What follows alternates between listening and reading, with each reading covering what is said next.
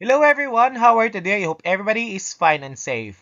This time I will present to you the different MOVs para sa RPMS Objective number 12 ng ating mga Teacher 1 to Teacher 3. At the end of the video, I will also present sample MOVs para makakuha si Teacher 1 to Teacher 3 ng mataas na rating for this objective. Hi everyone! Welcome to my channel. My name is Mr. Jem Raimones Chen, Master Teacher 2 from Escalante Central Elementary School. Click like and share if this video tutorial helps you. Don't forget to click subscribe below to keep updated for my future tutorial. Now, what are the RPMS objective for our Teacher 1 to Teacher 3? So, we have 15 RPMS objective para sa ating mga proficient teachers. Out of 15, we have 6 non-classroom observable indicators. But for this video, we will focus on objective number 12. Build relationships with parents or guardians and the wider school community to facilitate involvement in the educative process. So we have available module, PPSC Resource Package Module number 22, patungkol sa objective na to. And we will discuss some content of this module. Now, kapag sinabi nating community, ito'y tumutukoy sa barangay o lugar na kung saan nakatayo ang ating paaralan. So, maaari din namang isama yung mga kalapit na barangay kung saan maraming bata ang nag-aaral o naka-enroll sa isang paaralan. Kapag sinabi naman nating educative process, ito ay tumutukoy sa tibong pakikilahok ng mga magulang o ng komunidad sa pag-aaral ng mga bata. Ginagawa ito sa pamamagitan ng pakikipagtulungan sa mga paaralan, local school boards, at parent-teachers association. Of course, kapag sinabi nating parent or guardian, ito yung mga tao na may direct na kustodiya sa bata ayon sa ating batas. Sila ang may pangunahing responsable sa paghubog ng mga ugali at gawi ng mga bata na kakailanganin nila sa pakikipagsalamuha sa ibang bata sa paaralan. Kapag sinabi naman nating stakeholders, ito ay yung mga individual o grupo na may interes o malasakit sa paaralan. So kabilang dito ay ang mga magulang, school administrators, board members, local government officials, alumni ng paaralan at socio-civic groups. Kapag sinabi naman nating wider school community, ito ay tumutukoy sa internal at external na mga stakeholders. So kabilang ang mga guro, school administrators, magulang, guardians, member ng komunidad, local business leaders, at ang mga elected officials. Now let's have a scenario. Now nagpatawag ang school head ng Sikap High School ng first parent-teacher conference. Si Teacher Shane, advisor siya ng grade 9, excited na ibigay ang cards o report cards ng kanyang 50 na estudyante. Sa araw ng PTCA meeting, inaasahan niyang lahat ng mga magulang ay dadalo. Ngunit, 5 lamang ang dumating. So marami ang hindi nakadating dahil sa ilang mga kadahilanan. So siya ay nag-alala dahil huling oras na ng school day at hindi pa niya naibigay ang 45 na report card sa mga magulang na hindi nakadalo. So ano kayang pwedeng maging suggestion natin to help Teacher Shane build relationships with parents, guardians, and wider school community to facilitate involvement in the educative process? On this page ng module, minumungkahi nito yung mga paraan para mas mapabuti pa yung relasyon ng paaralan sa mga magulang, guardian, at komunidad. So, kabilang sa mga suhestyon dito ay ang pagpapalawak ng kaalaman ng mga publiko sa mga operations o mga ginagawa ng paaralan. Kabilang din sa mga suhestyon ang pagtulong sa mga mamamayan na maging responsable sa kalidad ng edukasyon. Pagkuha din ng tiwala ng publiko, pagsasama-sama ng komunidad sa mga gawain sa paaralan at pagtaguyod ng kooperasyon para sa pagpapabuti ng komunidad. Now, ito yung ilan sa mga paraan para mapalakas ang relasyon ng paaralan sa mga magulang, guardian at sa komunidad. Una, yung home visitation. So, bumibisita yung mga guro sa bahay ng mga mag-aaral upang makilala pa yung pamilya ng bata. pag-organize ng mga seminar para sa mga magulang. So, usually, nagdadaos ng seminar sa tamang pag-aalaga at pagpapaunlad ng bata. We have also regular parent conferences. On this page ay nagbibigay din ng halimbawa upang matulungan ang mga guro na bumuo ng magandang relasyon sa mga magulang, guardian at komunidad. Pag-engage ng mga magulang o other stakeholders during early registration. So, ang early registration ay isang pangunahing activity ng DepEd para palakasin ang access sa dekalidad na edukasyon. So, yung early enrollment na to ay para ito sa ating mga incoming kindergarten, grade 7, at grade 11 na mag-aaral. So, here are some of the suggestions also that teacher can do or the school heads can do before the DepEd Memorandum on Early Registration will be released. So, again, pagbabahagi ng anunsyo or announcement sa social media. Pwede ring text brigade sa mga magulang o mag-aaral o iba pang mga kinauukulan. Direktang pagsabi sa mga mag-aaral sa loob ng silid-aralan. Pwede ring pagsulat ng liham sa mga magulang. Pakikipagtulungan sa mga local radio stations. Now, aside from the early registration, pwede rin natin gamitin yung child mapping as a means to build strong relationship with our parents and other stakeholders. Ginagawa ito ng paaralan every 3 years. Ngunit maaari din itong gawin taon-taon. Isa sa mga layunin ng child mapping ay magbigay ng mahalagang impormasyon tungkol sa kalagayan ng mga bata sa komunidad. Aside from child mapping, and early registration, ang isa ding activity na nakakapag-build ng relationship between parents and the school ay ang Brigada Eskwela. Ang Brigada Eskwela ay naglalayong palakasin ang bayanihan sa pamamagitan ng sama-samang pag-aayos at pagpapaganda ng paaralan bago ang simula ng school year. Between the school and the parents ay ang pagpapaunlad ng ating Homeroom Parent-Teacher Association. So usually, bago magsimula yung klase, nagkakaroon ng pagpupulong ang school, no? Bilang unang General Assembly before sa pagsisimula ng school year. Pagkatapos nito, yung mga magulang ay pupunta sa mga respective advisory rooms para sa attendance at karagdagang paliwanag ng mga advisor. Ang pagkandak ng Parent-Teacher Conference ay isang mahalagang activity din na isinasagawa ng mga guro kasama yung mga magulang o ang mga guardian ng mag-aaral. Ginagawa ito kada 3 buwan upang magbigay ng feedback sa akademikong pagganap ng mga mag-aaral at ipinaalam yung iba't ibang programa at proyekto ng paaralan. Pwede ring magdaos ng recognition to parents and various stakeholders. So, yung pagkilalang ito ay pasasalamat din ng paaralan, no, sa mga suporta na kanilang ibinibigay, yung mahalagang suporta nila para sa tagumpay ng mga proyekto at programa ng paaralan. Makikita natin dito na ang ating mga Teacher 1 to Teacher 3 ay nire-rate according to quality and timeliness for our PMS Objective number 12. Unahin natin yung quality. Rating 1 ang makukuha kung walang MOV na mapapakita. Now, rating 2 ang makukuha ni teacher kapag nakipag-communicate siya sa mga magulang at nakakuha siya ng response sa mga ito. So, for example, nagsabi siya na magkakaroon sila ng meeting at nag-reply naman yung parents na mag-a-attend sa meeting na pinapatawag ng teacher.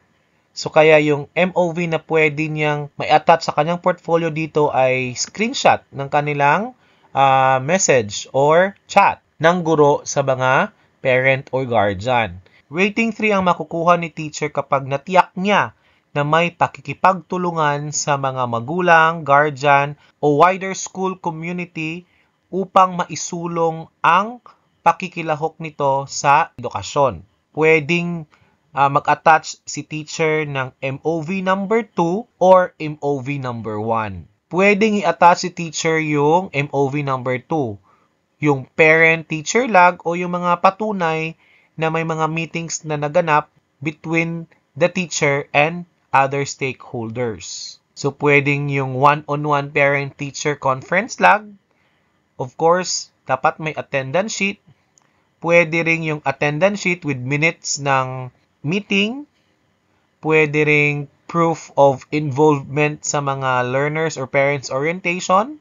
So halimbawa, kung ang guro ay may parent-teacher log na nagpapakita ng regular ng pagpupulong sa mga magulang at kasama na dito yung attendance sheet na may minutes ng pinag-usapan, ito ay maituturing na secured collaboration. Pwede namang MOV number 1 ang i-attach ni teacher for rating 3. Pwede rin yung receipt form or monitoring form or transmittal na nagbahagi yung guro ng mga learning materials, no? Especially during mga class suspension at yung nagpagbibigay ng module. Yung proof na nakuha ni parent yung learning materials from the teacher, pwedeng gamitin yan. Yung commitment form ng mga stakeholders, usually yung sa mga brigada eskwela, no? Nagpapapirma tayo ng mga commitment forms sa kanila, pwedeng gawin yan dito. Pwede ring home visitations. So kung wala sa mga nabanggit, ang MOV na ini-attach ni teacher, pwede niyang lagyan ng annotation yon, ipaliwanag doon kung ano yung gamit ng MOV na yan in connection with this objective. So example ng pwedeng gawin ni teacher again ay yung home visitation form. Pwede niyang gamitin dito yan sa rating 3. So yung home visitation form na yan ay pwedeng patunay na nagbisita yung teacher sa mag-aaral sa bahay nito upang makipag-ugnayan sa mga magulang tungkol sa kalagayan, sa progress ng bata at pangangailangan nito when it comes to school concerns. Nakakakuha ng rating 4, very satisfactory si teacher kapag siya ay nagpakita ng MOV na nagsasabi na there is a sustained engagement or patuloy na pakikipag-ugnayan nito sa mga magulang, guardian o ng iba pang mga stakeholders. Pero since rating 4 ito, 2 or more MOVs ang dapat i-attach ni teacher. Pwedeng 2 or more MOV from MOV2 or MOV1 or isang MOV1 at isang MOV2. So for example, yung napiling MOV ni teacher dito ay yung MOV2. So yung pagdaos na regular na meeting, one-on-one conference sa mga magulang at nag-secure si teacher ng detailed log sa mga usapan nila. Bukod dito, kung ang guro ay nagsagawa rin ng regular na pagpupulong or meeting, dapat may kasama itong attendance sheets at detalye ng minutes of meeting. So, ito yung mga nagpapakita na aktibo ang pakikilahok ng mga magulang tungkol sa pag-unlad at pangangailangan ng mga mag-aaral. So again, ang one-on-one parent-teacher conference log at yung attendance sheet with detailed of minutes ay pwede nagpakita na there is a sustained engagement between the teacher and the parents or guardians. Now here's the sample of minutes of meeting. You don't forget to attach here a proof of attendance.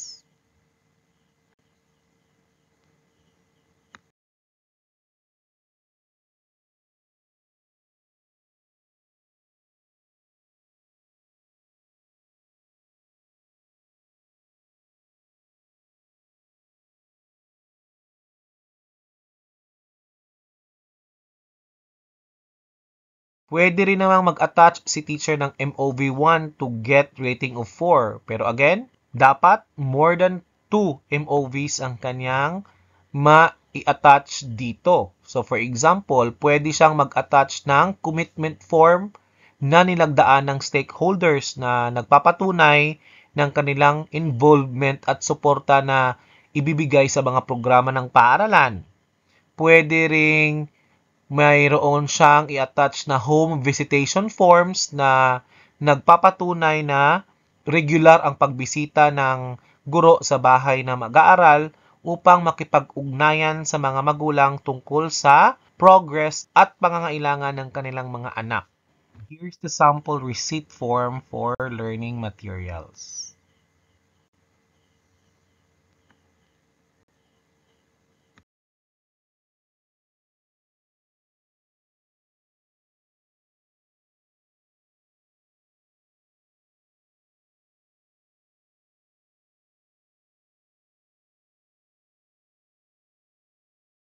Here's the sample commitment form to stakeholders.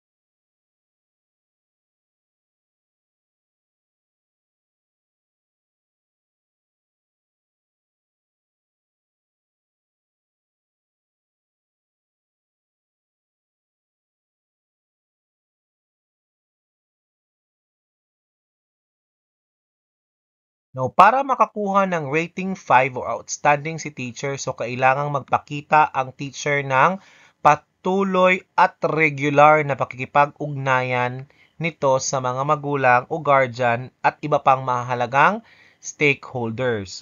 So again, ang rating 5 ay nangangailangan ng mas detalyado at regular na komunikasyon tungkol sa pangangailangan, progress at achievement ng mga mag-aaral. Sa rating 4 kanina, nangangailangan din naman yon ng patuloy na pakikipag-ugnayan, ngunit maaring hindi kasing regular at detalyado ng rating 5. So, wala namang naka-indicate dyan na MOV number na pwedeng i-attach si teacher, so pwede siyang mamili sa mga nakalistang MOVs dito for our PMS objective number 12. Kinakailangan more than 2 pa din yung mapakita niyang MOVs base sa mga ibinigay dito na list of means of verification. So for example, ang guro ay pwede siyang mag-attach ng home visitation form na kung saan ito yung dokumento na nagpapatunay na regular ang pagbisita nito sa bahay na mag-aaral. Merong petsa, merong oras, merong layunin ng bawat bisita. Pwede rin siyang mag-attach ng one-on-one parent-teacher-learner conference logs na maaring gamitin na naglalaman din ng talakayan tungkol sa mga pag-unlad ng mga mag-aaral sa paaralan at yung mga recommendations nito para maging mas maunlad palalo yung mag-aaral. So, pwede rin siyang mag-attach ng attendance sheet with minutes mula sa mga regular na pagpupulong na may pirma at pangalan sa mga dumalo sa meeting kasama yung detailed minutes ng mga napag-usapan. So yung mga kombinasyon ng mga MOVs na to ay pwedeng magpakita ng mas mataas na antas ng detalye at nagpapakita na may regular na komunikasyon ang guro sa mga stakeholders. So ito yung nagpapatunay na still there is sustained engagement between the teacher and the stakeholders. So here's the sample home visitation form.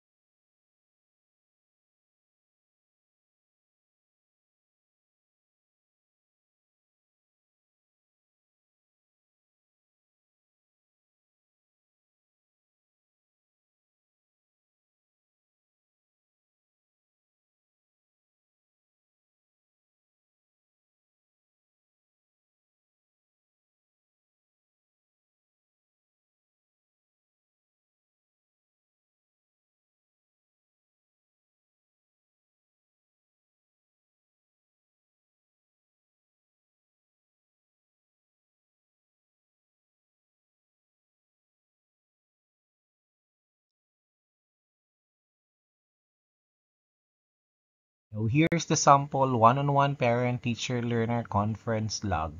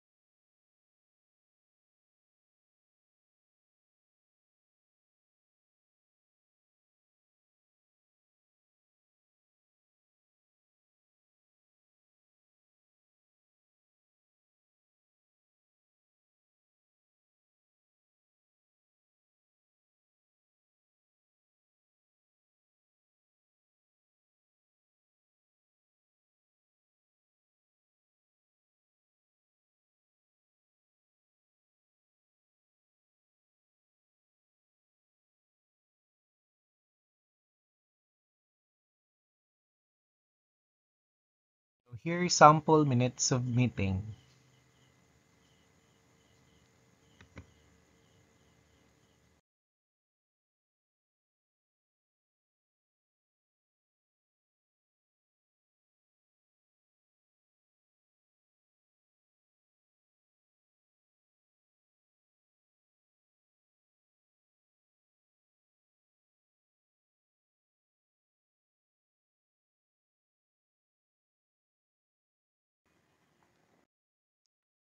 Now, let's have the timeliness.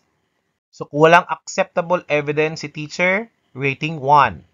Kung napakita ni teacher yung engagement niya with the parents or guardians, sa isang quarter lang, rating 2 ang kanyang makukuha. Kapag napakita nito yung engagement niya sa mga parents or guardians sa 2 quarters, then rating 3 ang kanyang makukuha. Kapag yung mga MOVs na submit niya ay nagpapakita na nagawa niya ang pag-engage with parents and guardians and the wider school community sa 3 quarters, then rating 4 ang kanyang makukuha. But kung nagawa niya ito ng 4 na quarter talaga, base sa kanyang mga nasubmit na MOVs, then the teacher can get rating of 5. Okay, that's all teachers. So I hope this video helped you in preparing your MOVs for your portfolio on RPMS objective number 12. Till next time, keep safe everyone!